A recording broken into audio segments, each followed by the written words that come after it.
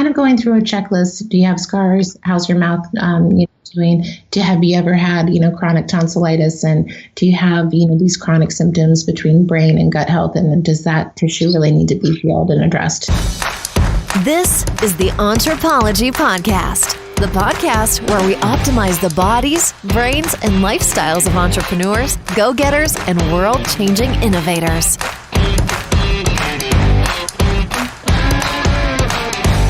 Welcome to the Anthropology Podcast. I'm your host, Dr. Megan Walker. As a naturopathic doctor and anthropologist, I optimize the health and performance of badass women working to change the world as entrepreneurs and go-getters.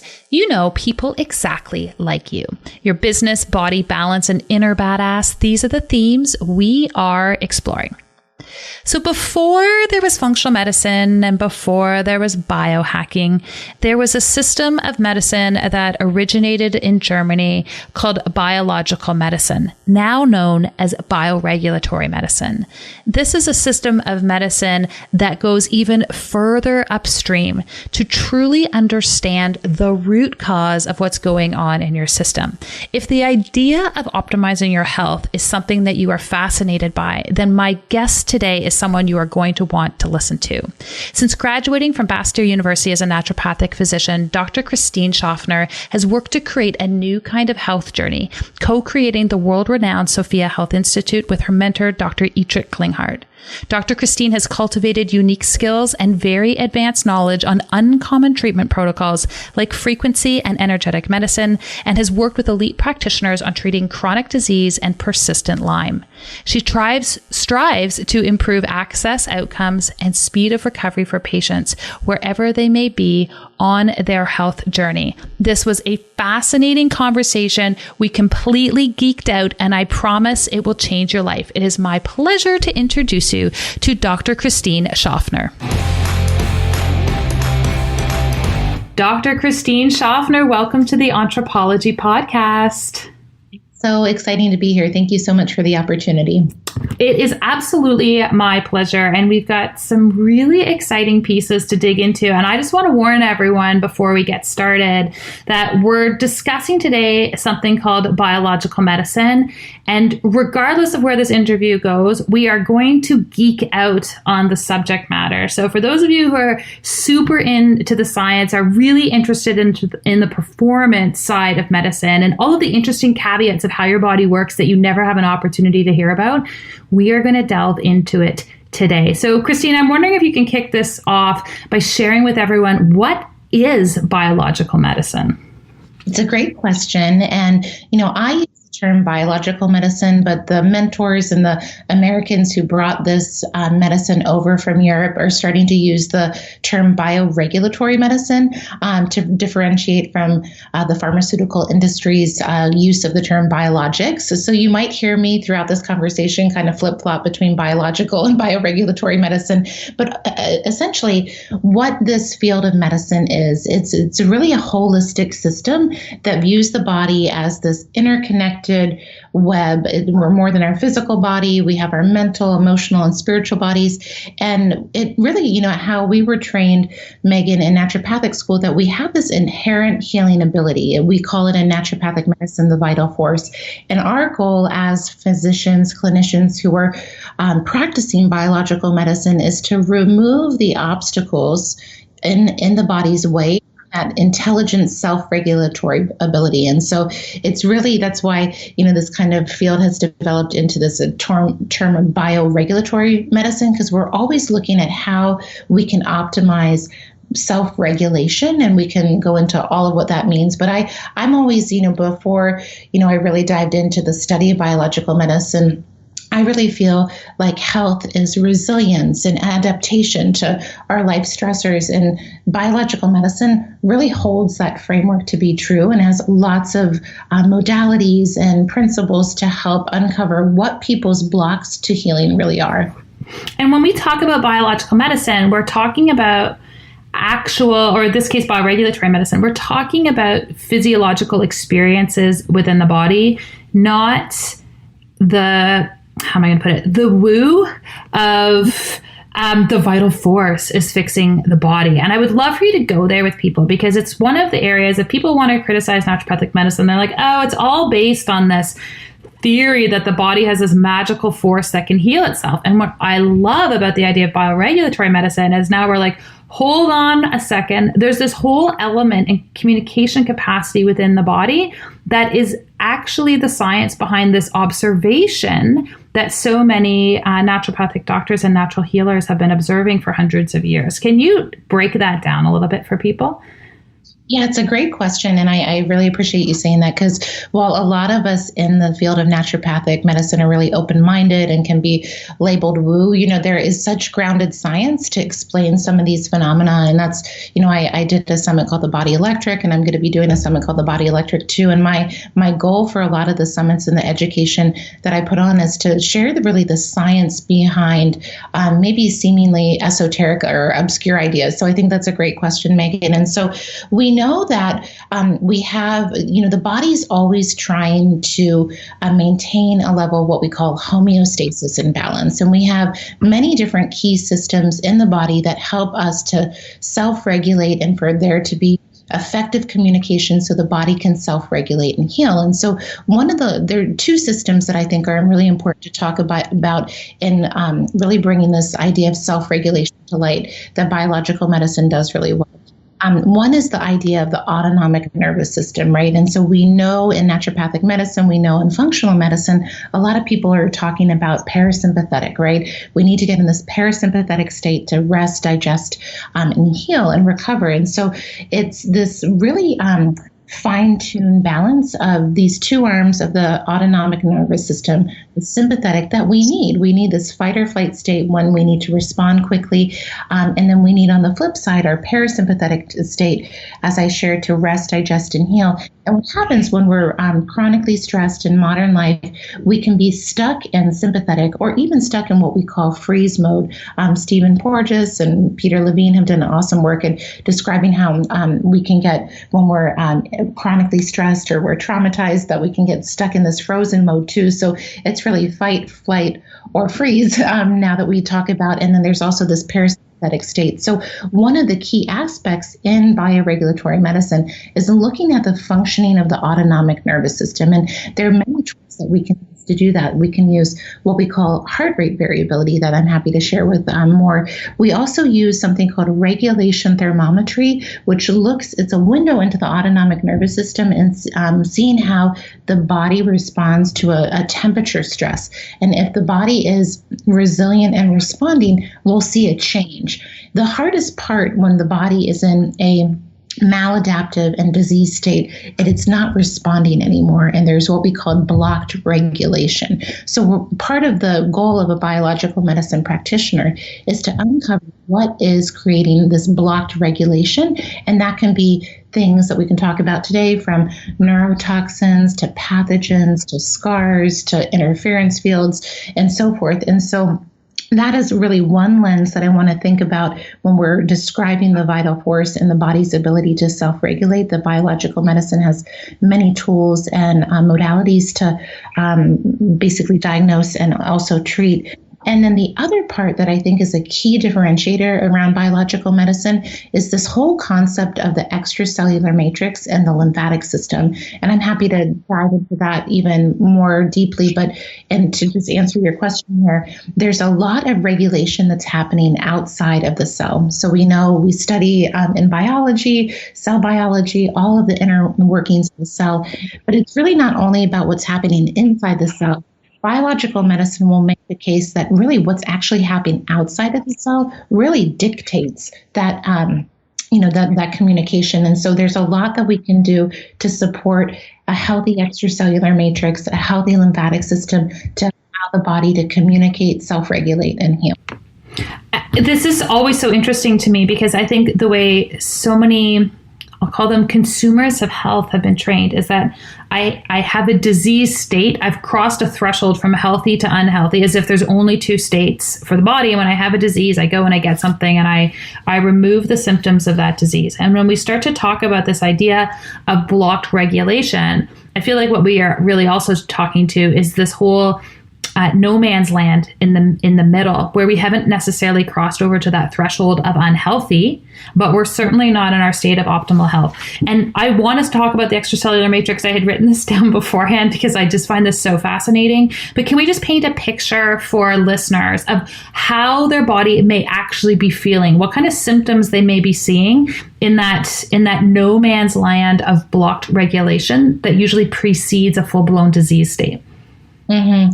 It's a great question. And as you said, there's this spectrum or continuum of health, right? And so especially for your listeners who are wanting to optimize their health, maybe not be in a chronic disease state, but start feeling that maybe their energy is getting low, their mood is not quite the same.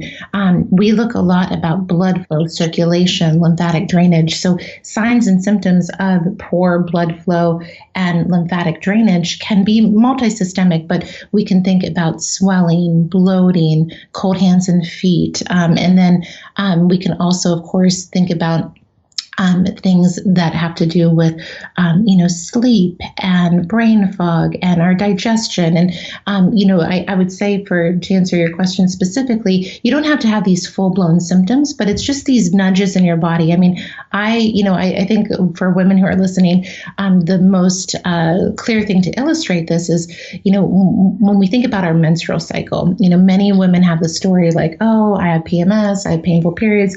Really, your menstrual cycle should be a non-event, right? It should be something that happens on a regular basis and that you don't have symptoms around, but other than bleeding. And so I think for a lot of women, that's like, wait a second, I thought PMS was normal, or swollen boobs, or, just moodiness. And while a lot of us contextualize that as normal because so many people experience that because of things that are blocking their regulation, we accept that. But that should just be, a healthy, normal, non-event every month. And so, so maybe bringing that, to the conversation because, we should really feel good every day and energized if we're treating ourselves well.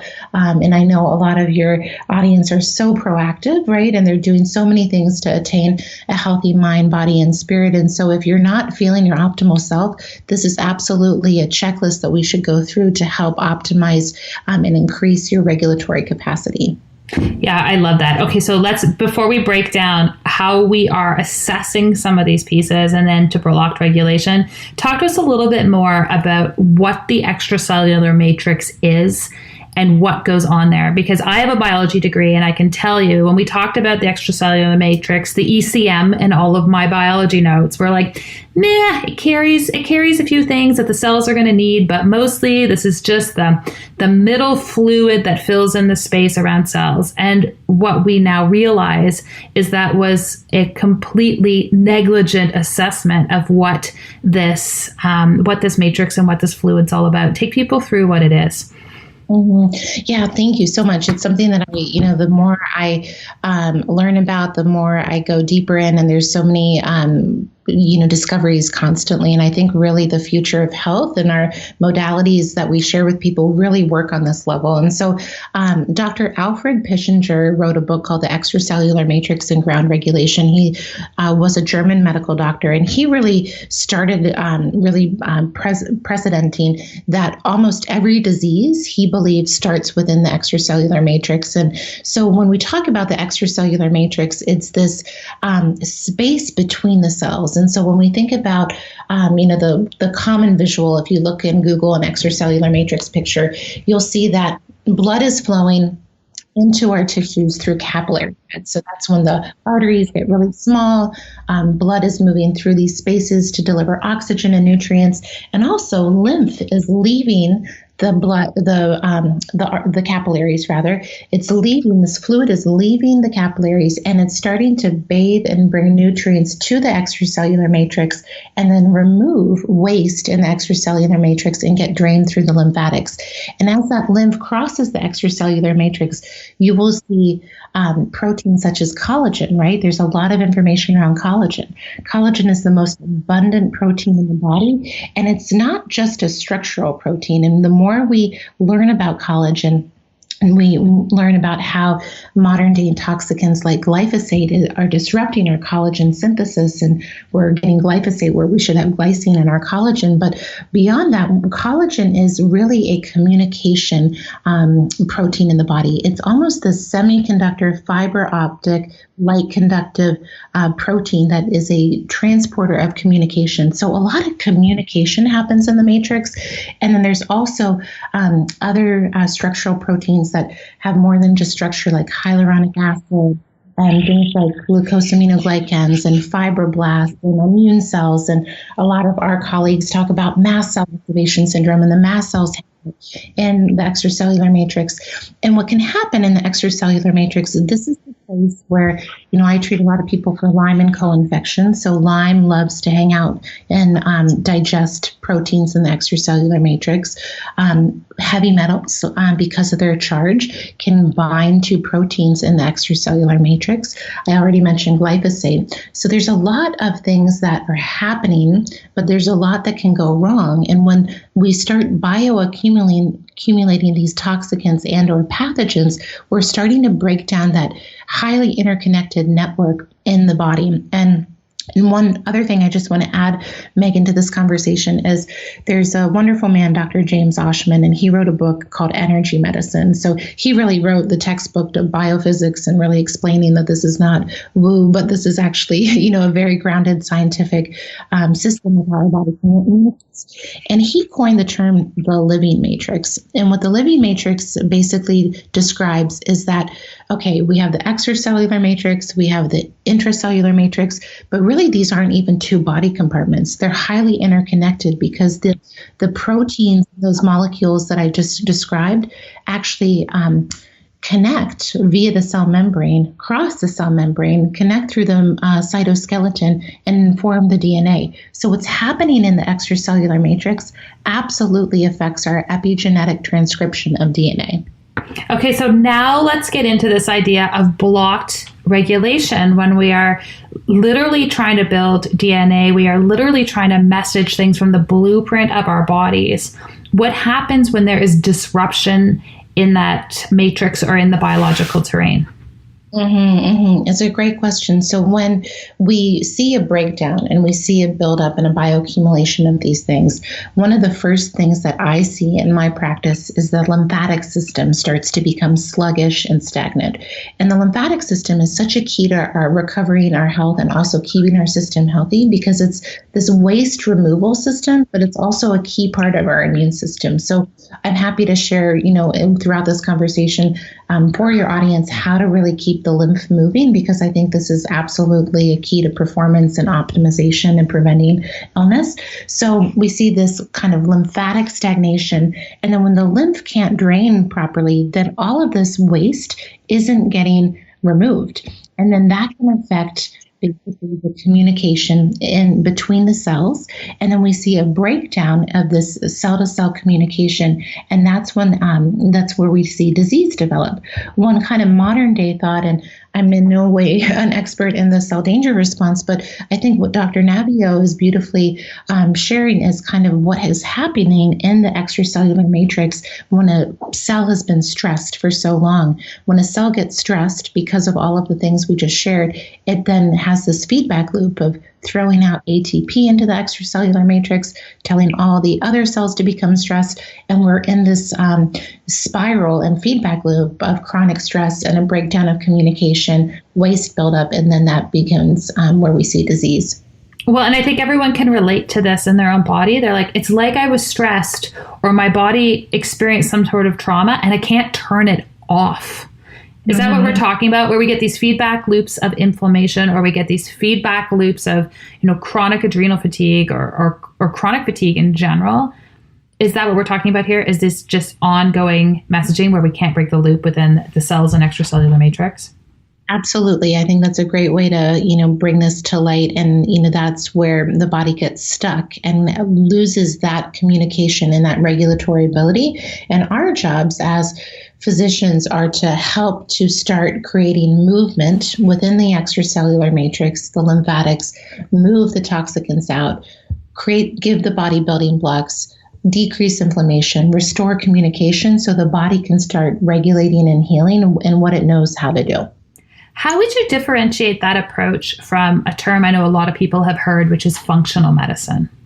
Mm-hmm. It's a great question. And functional medicine, I have a lot of respect for the functional medicine movement. I think they've done a great service to our society, bringing forth another form of healing beyond conventional medicine. Functional medicine is a great tool, but as we are talking about functional medicine, it's really focusing on a lot of nutritional and lifestyle aspects, which is, of course, fundamental to our health.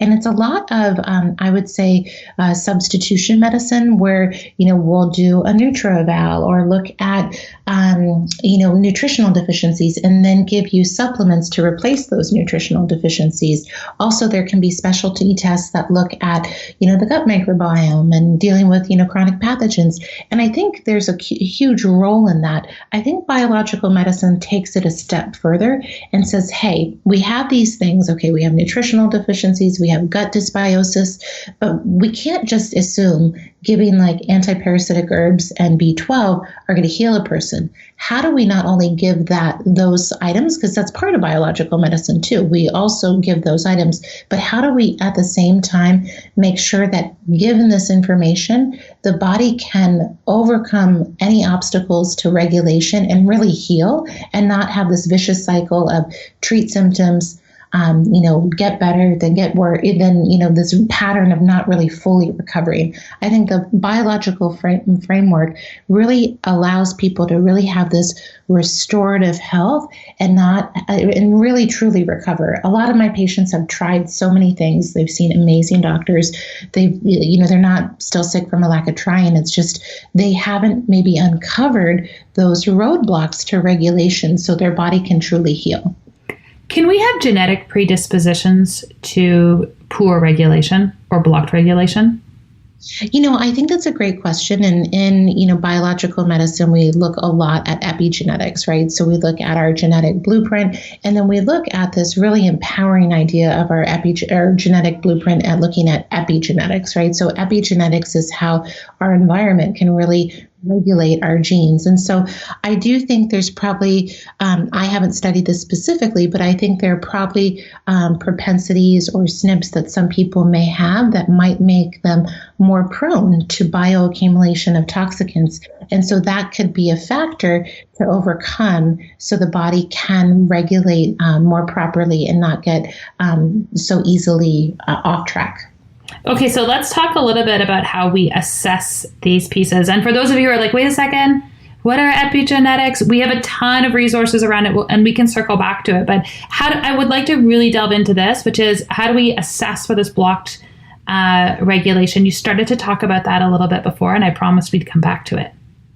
Yeah, if you're just sitting at home, we can just go through a checklist of many things that could often create blocked regulation. And then I can also share some tools and strategies for assessment. So one, thing that we often look at is we do a surgical history, or really what we're looking for is a scar history.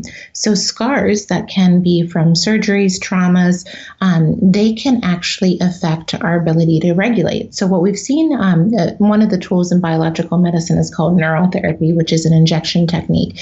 And in the field of neurotherapy, they talk a lot about regulation, interference fields, and part of neurotherapy is to do what we call scar therapy, which you can do with needles or without needles. But what we found to be true in a scar is scar tissue is very different from healthy tissue in that it actually has a lower resting cell membrane potential than a healthy cell. So that alone is also a stress to the autonomic nervous system, and it's sending stress signals to our body's ability to self-regulate. There's also qualities to scar tissue to make it more prone to the bioaccumulation of toxicants. All those things that I mentioned that get stuck in the extracellular matrix. Now imagine scar tissue, which is kind of this more closely knitted, fabric within the extracellular matrix. More of those things are going to get caught and bioaccumulate into the scar. And then the other thing about the scar is going to actually affect the lymphatic system and the extracellular matrix in surrounding tissues, preventing that tissue from proper blood flow, drainage. And it can, for people who've studied acupuncture, can affect the meridian system depending on where the scar is located. So if you have a scar, one of the things that we think is really helpful for helping to just make sure the body is self-regulating is treating the scars. So you can see a neurotherapist, or you can also use light or also topicals to massage and to help break down that scar tissue over time. One thing that scars can also bioaccumulate is trauma. So we know that we not only have toxicant exposure in our cells, but we can also store emotions and memory. There's a book called The Body Keeps the Score that I always, like to reference when we're talking about that, because it's not woo, it's very real, finding. And I've seen very often, especially like for instance a C-section scar that women have had. Often, there's a lot of emotions and feelings around that, and when I inject a C-section scar, often that is paired with an emotional release, which is really healthy for the body. So by breaking down that scar tissue, releasing that trapped emotion, we're getting regulation and flow in that tissue, and we're decreasing stress to the nervous system. So scar therapy is one of those really fun treatments for me, because I see, again, these emotional releases. I see, wild things happen, like when I injected a scar on someone's back, a mole removal, their heart palpitations, went away. And I don't have words always to describe that, but when you learn about the fascia, the living matrix, we can, have this this effect on distant tissues. And so if you have a scar, that's one thing to look at.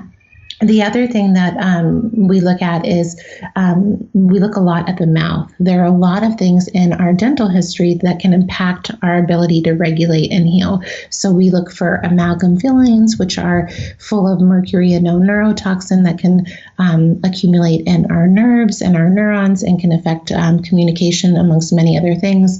We look for root canal teeth. Root canals can actually, they're dead teeth, and they can actually harbor bacteria over time that can affect us systemically. There's also an acupuncture organ connection with each tooth. And then we also look at the wisdom teeth and see if they if people had their wisdom teeth pulled, if that jawbone healed properly. Because if it didn't heal properly, it's going to be a source potentially of necrotic tissue that can affect the nervous system. And the immune system and the lymphatic system. So there's a lot happening in the mouth that it often gets missed. And so I think a big part of biological medicine, I have a speaker on an upcoming speaker series, Dr. Louisa Williams, who's a naturopath and a chiropractor, and she wrote a wonderful book called Radical Medicine. And when I was at Bastyr, her book was just coming out, and I went to Brown Bag Lunch, and I remember her asking us all, what's the first question you ask your patient? And we're all like, are they gluten-free? Like all these things. Like you always look in their mouth, because there's often, problems in their mouth that are affecting their system.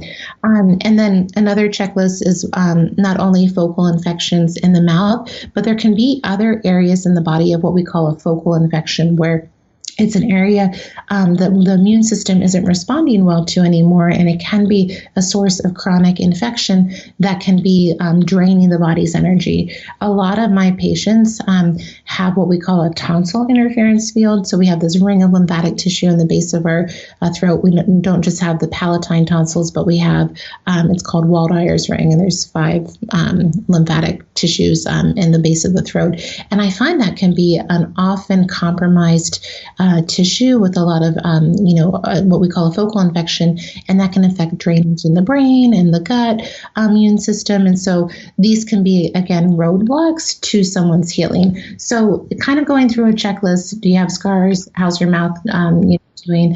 Have you ever had, chronic tonsillitis? And do you have, these chronic symptoms between brain and gut health? And does that tissue really need to be healed and addressed? So those are some some just, again, checklists to think about. And then a lot of biological medicine practitioners use something called heart rate variability. Heart rate variability is looking for the variability between heartbeats. And the cool thing, Megan, is, as you, I'm sure, are well aware, there are so many wearable technologies and so many technologies for patients to use at home now to actually assess their heart rate variability. And heart rate variability is this window into our autonomic nervous system. And we want more variability if we have more regulation and more ability to get into a parasympathetic state.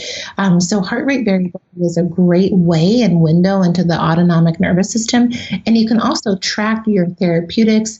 You can track, just your baseline before and after a treatment to see how that increases regulation and variability in your body.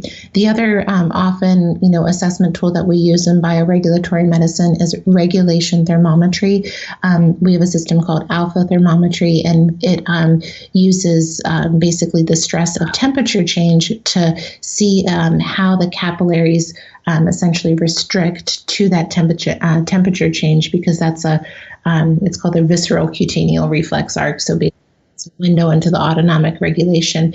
And then we can see all sorts of things with thermometry. We can see if the lymphatic system is blocked, the breast health in relationship to the whole body, the dental health. And so it's a really great tool. So those are, of course, we use blood work. We look at we have specialty labs. Also, bioregulatory and biological medicine practitioners tend to be very open to using bioenergetics. And bioenergetics is a very big topic. There's a lot of tools and therapies, but it's basically based on the premise that our body communicates with modalities and information related to biophysics. And that has to do with our electrical and magnetic nature and how we can read and assess that. And so there are many pieces of equipment that have come out of Europe that a lot of bioregulatory medical practitioners use to assess their patient and also assess what treatment will be helpful for them. I don't personally use dark field microscopy in my practice, but a lot of patients or practitioners rather who do this form of medicine often look at live blood. They'll take a little blood sample and look under the microscope and see if there's any patterns or themes to understand what's going on in the train and the extracellular matrix and within the cells. And so that's just kind of like a really, high level overview. There's so many tools and modalities within this form of medicine, but those are the big ones. And for someone, I was like, oh, there's so many places I want to go, but I'm going to stay focused.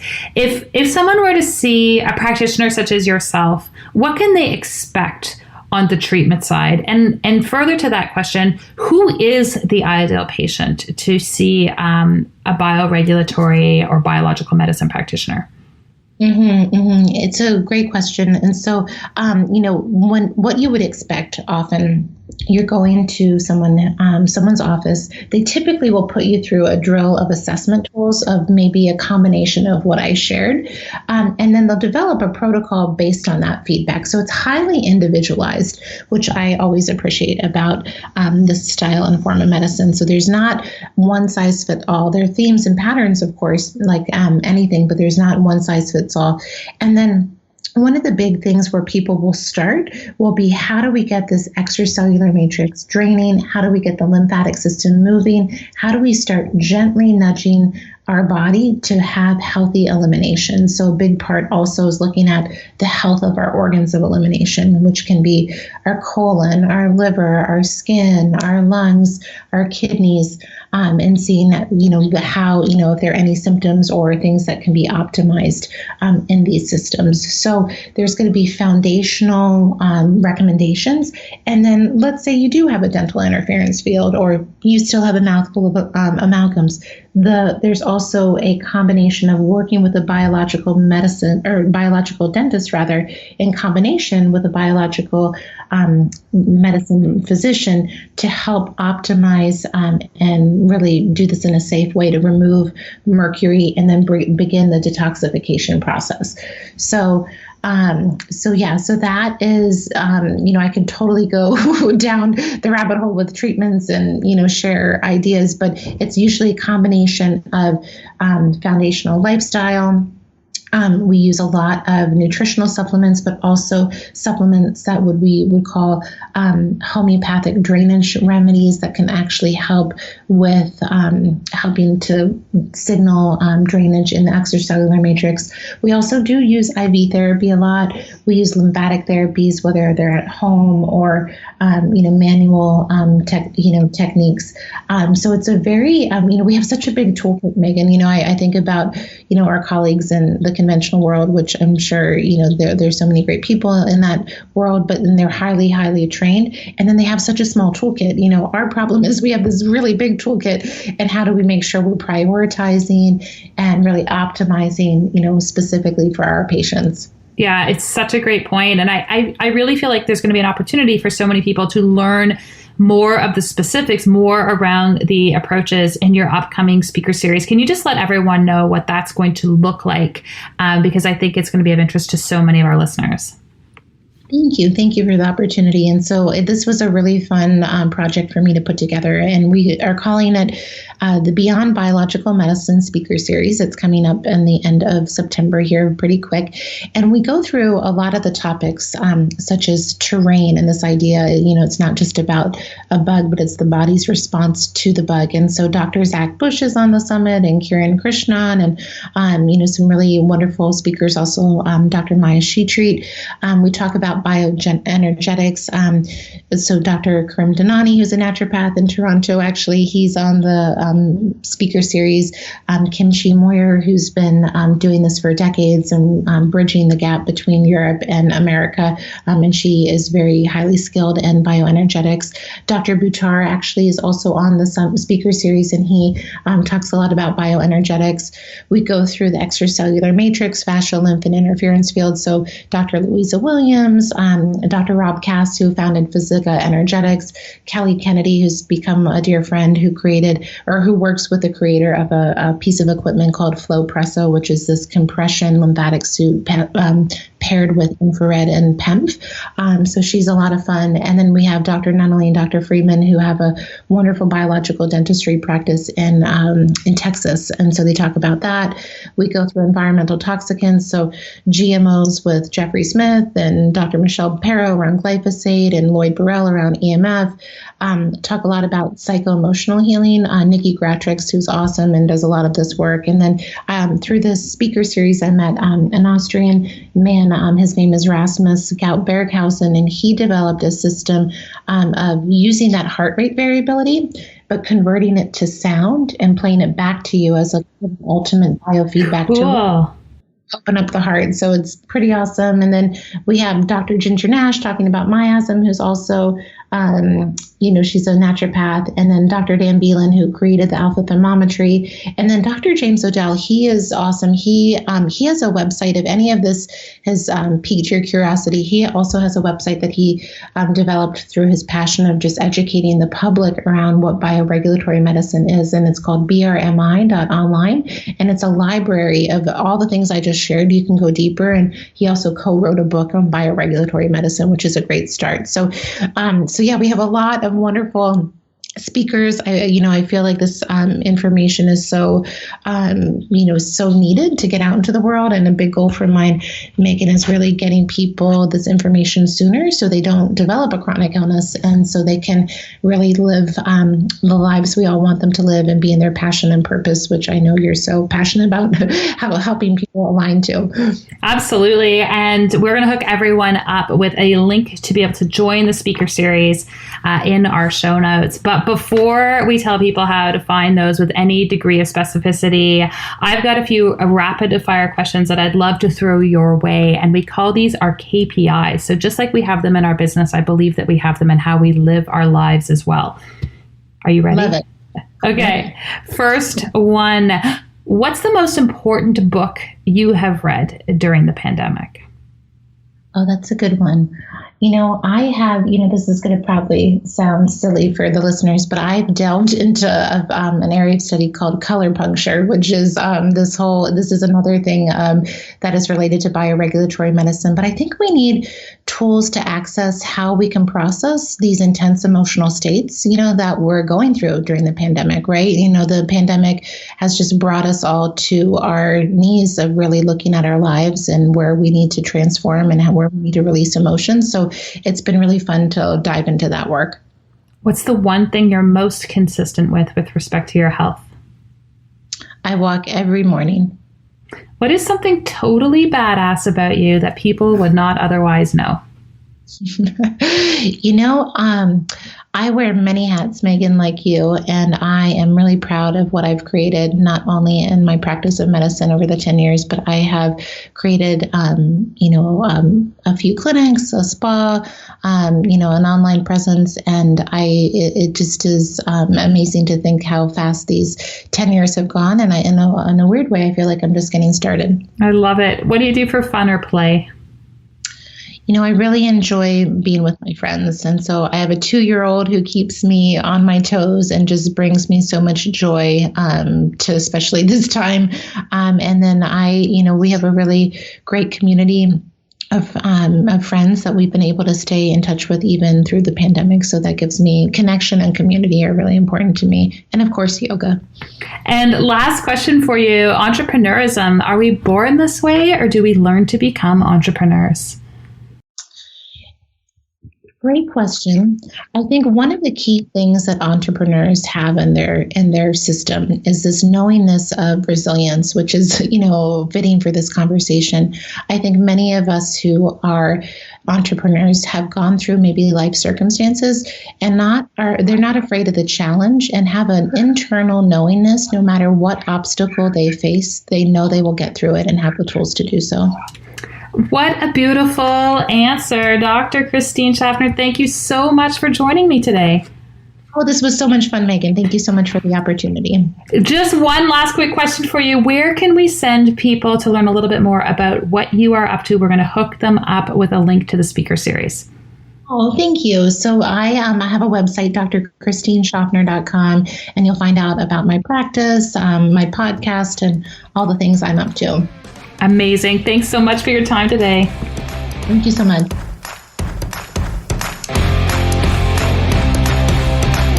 If you found today's interview as fascinating as I did, I'm going to highly encourage you to check out Dr. Schaffner's upcoming speaker series all about biological medicine. She has literally pulled together a collection of some of the world's greatest minds as it pertains to the system of root cause medicine that I have literally seen change hundreds of people's lives. Guests like Dr. Christine and conversations like the ones we had today about biological medicine are the types of things that we discuss all the time over in our own group, the Anthropology Collective. If you were interested in what was going down today, I would highly suggest you come and join us over there tomorrow. Head on over to Facebook, look up Anthropology Collective, and come and join the conversation. Until next week, I am Dr. Megan Walker, and I can't wait to see you soon.